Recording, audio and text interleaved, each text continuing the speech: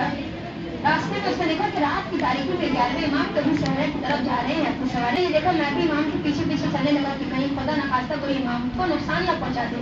چاہنے والا تھا امام کی محبت میں امام کے پیچھے پیچھے روانہ ہوا. تو کہتا ہے کہ سوال ہے کہ میں تو بہت قرضے میں پہنچ چکا ہوں اور روزانہ قرض دار جو ہے وہ میرے دروازے پر آتے ہیں، دستک دیتے ہیں، لیکن میں ان کے قرض سے ادا نہیں کر سکتا. نہیں پتا میں اپنے قرض کو کہاں سے ادا کروں گا.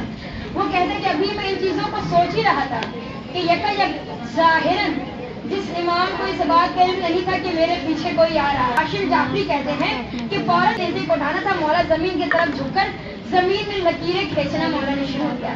جب مجھے کہتے ہیں دیکھے بغیر میرے ابو ہاشم جعفری فوج کو پکڑ لے اور چھپا لے. کشتی کہا سونے کی کشتی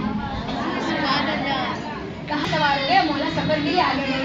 میں ہر عمل مشیت خداوندی کے تحت انجام دیتے ہیں یا کسی کی مدد کرنے کے لیے انجام دیتے ہیں یا کسی کو راہ خدا میں لانے کے لیے انجام دیتے ہیں، کیونکہ امام اپنے چاہنے والوں کے دلوں سے واقف ہے.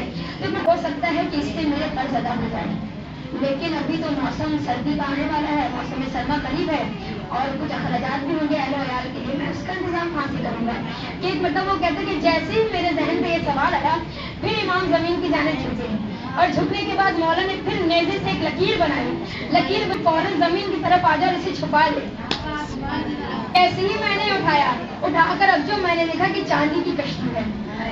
مولا نے کہا اب اپنے گھر کی طرف چلا جا. میں اپنے گھر کی طرف مڑا، مولا بھی اپنے گھر کی طرف چلے گئے. میں سمجھ گیا کہ مولا کسی سفر کے لیے نہیں نکلے تھے بلکہ مولا میری مدد کے لیے نکلے تھے.